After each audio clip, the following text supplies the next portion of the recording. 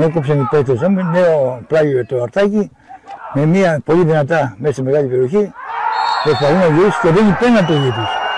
Προσπάθησε να γυρίσει την μπάλα ο παίκτης του αρτάκι. Ανατράπει.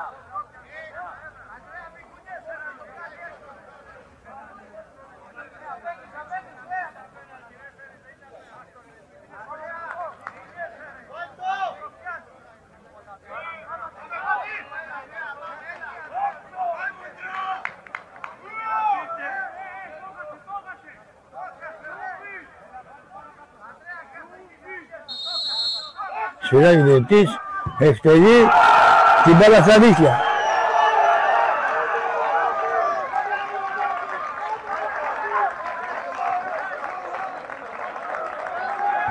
Έλαβε η άμυνα του Παναθηναϊκού, έδειξε, παρόλο που πήραν την πρώτη κεφαλιά οι παίκτες του Αρτάκη, ξανά η μπάλα στην μεγάλη περιοχή, σουτάρει, πέφτει ο τερματοφύλακας, η μπάλα λίγο out από το κάτω.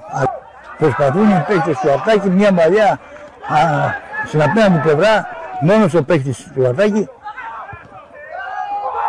Και έχουμε το δεύτερο, κάνει την πρώτη δίπλα, κάνει τη δεύτερη, αποφεύγει και τον τερματοφύλακα. Και έχουμε το δεύτερο γκολ για την ομάδα του Αρτάκη. 0-2. Εκεί που προσπάθησε ο Παναθηναϊκός να βάλει κάποιο γκολ να ισοφαρίσουν, ήρθε. Προσπαθούν και πάλι από αριστερά οι παίκτες του Παναθηναϊκού.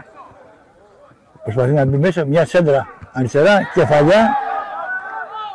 Αλλά δείχνει και ο υπόπτης out.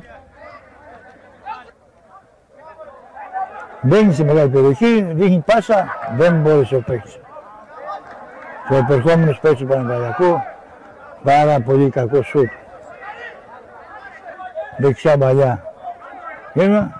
Ένα μονοκόμματο σουτ, πολύ κακό, ούτε σκέφτηκε να κάνει σέντρα. Ένα μονοκόμματο σουτ, πολύ ψηλά πάνω το...